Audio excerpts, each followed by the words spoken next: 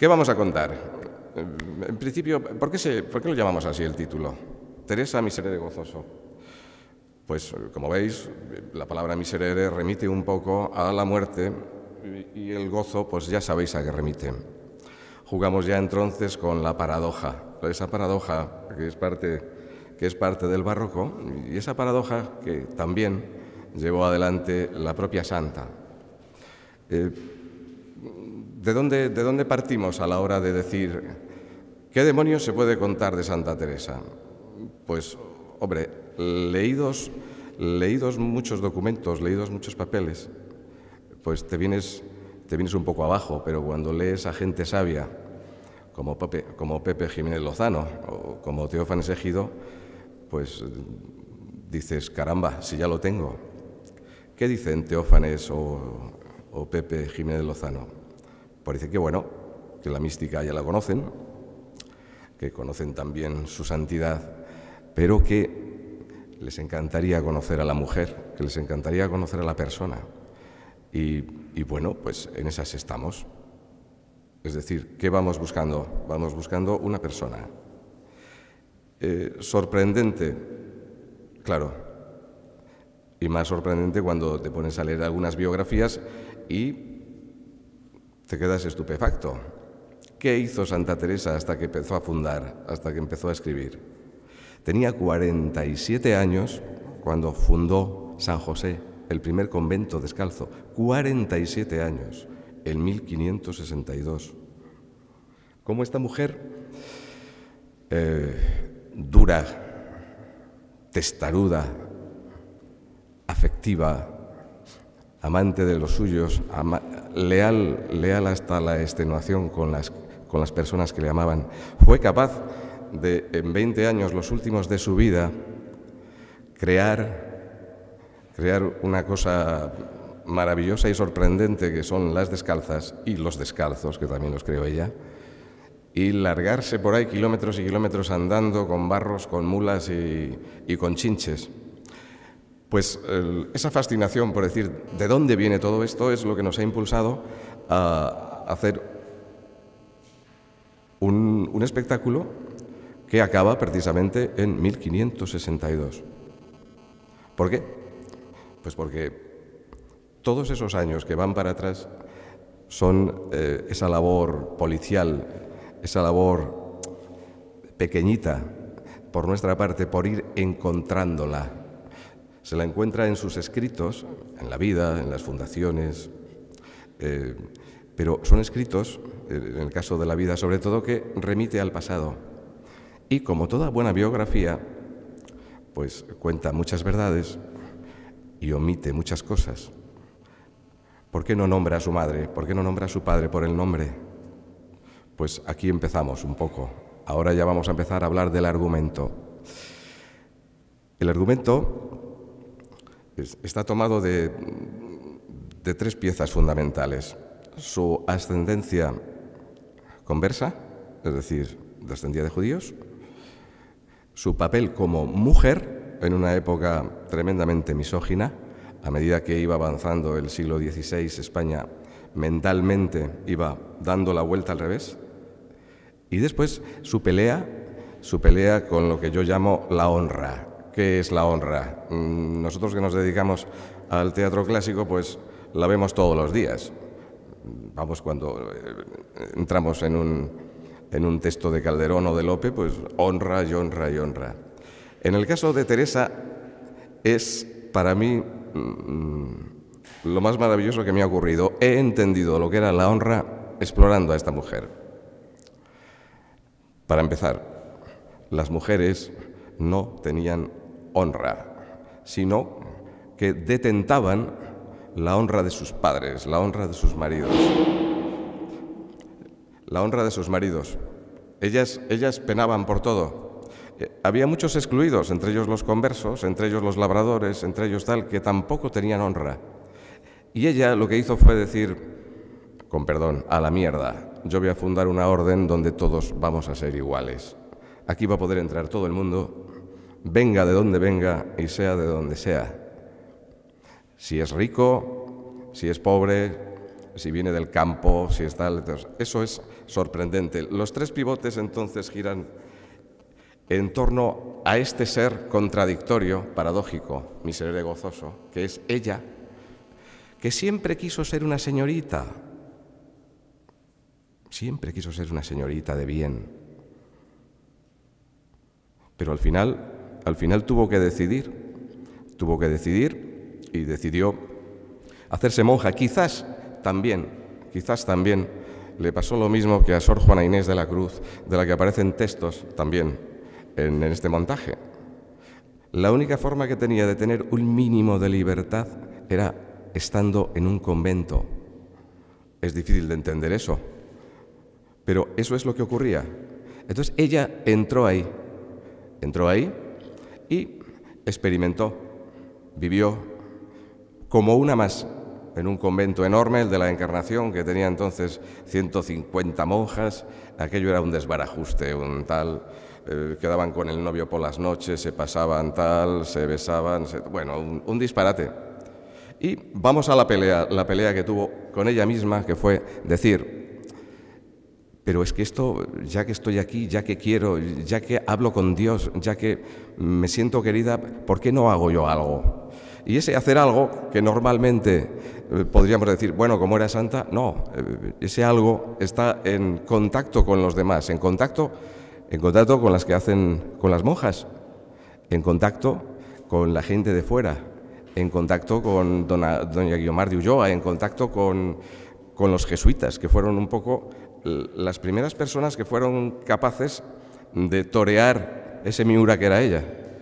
Y ahí vamos a ir amasando un poco la vividura, que diría Unamuno, de esta santa, empezando por sus contradicciones y explotando después cómo va salvando todo eso con 45, 47 años. Caramba, eso sí que es para quitarse el sombrero.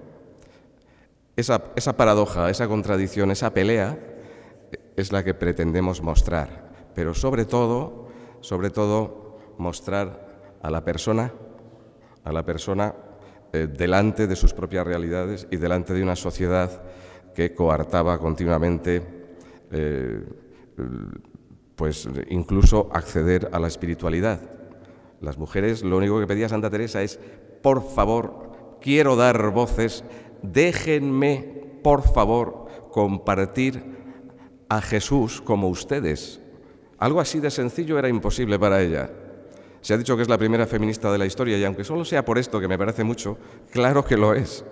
Y como siempre, la primera feminista de la historia lo han dicho los de fuera, no lo hemos dicho los de casa.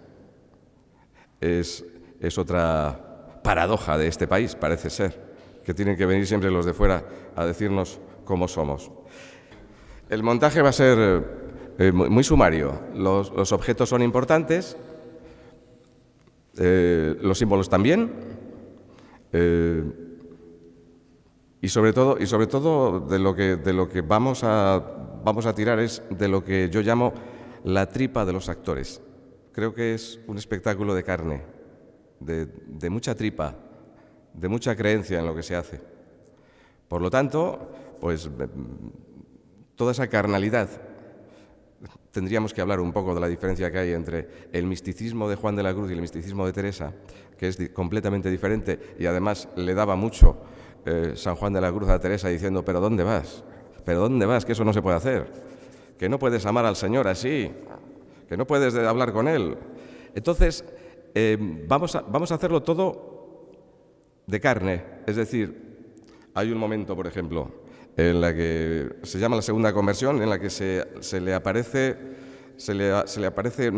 nadie, toma un crucifijo en un momento místico y le dice cosas y llora delante de él. Pues nosotros vamos a sacar un atado a una columna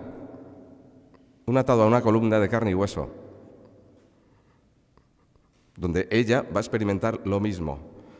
E igual que en el éxtasis, el único éxtasis que vamos a mostrar, no va a estar orando hacia arriba, ella va a orar, va a implorar, pero va a salir Cristina Calleja haciendo movimientos en tela, en el aire. Entonces, esa es lo que yo llamo la carnalidad. La escenografía es sumaria, objetos, algunas alturas y nada más. La estructura del texto se basa un poco en las tres guías que he citado y pretende ser un acopio historiográfico, es decir, de citas de la Santa, de cosas de otros escritores, de cosas de la época, con apuntes nuestros, nada más. Las escenas son muy sencillas y vamos detrás de eso que llaman los carmelitas, que es la alegría de Teresa. Yo creo que por lo que he ido descubriendo como actor a través de los ensayos, que lo que decía antes Luismi muy bien, y lo estamos viendo en el proceso de trabajo que hemos tenido hasta fecha de hoy, es descubrir a una mujer. Descubrir a una mujer en un mundo tremendamente difícil. Y yo creo que Luis Miguel, como escritor y director, ha querido sacar esa vida que muchas veces pues, a los santos nos les han puesto enseguida en los altares y no hemos descubierto que han sido personas de carne y hueso, que han tenido sus luchas, sus soledades, sus oscuridades, sus contradicciones. Y yo creo que eso es lo que queremos de alguna manera transmitir, la vida de una mujer con los pies en la tierra y al mismo tiempo con una seducción por la figura de Jesucristo que la hace ser grande en esas dimensiones también, ¿no? Y eso es lo que yo creo que queremos un poco comunicar en el espectáculo. Si lo conseguimos, pues estaremos muy contentos, ¿no? Quizás, Julio, no es una desmitificación, pero sí que la puesta en escena, digamos que mezcla lo no convencional con lo convencional. La primera escena, por ejemplo, el primer cuadro es un toma y daca entre el padre y la madre respecto a todos los planteamientos que hacemos, solos, con una palangana, un palanganero y poco más, no hay más. Pero eso es desmitificación hasta cierto punto, porque normalmente, incluso hasta hace pocos años, a la santa se le ha aplicado siempre el mismo rasero que al resto de los santos. Nacieron santos. No, hay que buscar personas. Y aquí eso es lo sorprendente, que vamos detrás de esa persona. A mí lo primero que me sorprendió al darme el texto el director y escritor Luismi fue la originalidad. Yo creo que no he leído sobre Teresa una cosa tan original como esta. Yo soy teresiana, además he ido a las teresianas, con lo cual esto me toca muchísimo. He leído sobre ello, me he criado pues, sabiendo un poquito y luego lo que yo he podido leer e interesarme sobre ello. Y me parece un punto de vista bastante original sobre el que parte Luis Miguel. Es, como él bien dice, tripa, es algo interno, es algo, los personajes están tratados de una forma muy interesante, salen personajes de una forma bastante desarrollada, como puede ser la figura del padre, que yo creo que tampoco se ha visto. Él está concentrando ahí toda una parte, ¿no?, interesantísima de la vida de la Santa, de Teresa. Está mi personaje, que me parece un lujo de personaje, María Luna, y ya él lo ha cogido y lo ha dado un tratamiento excepcional. Y realmente en todos los personajes, el inquisidor, el padre, Juana Juárez, todos creo que es una maravilla.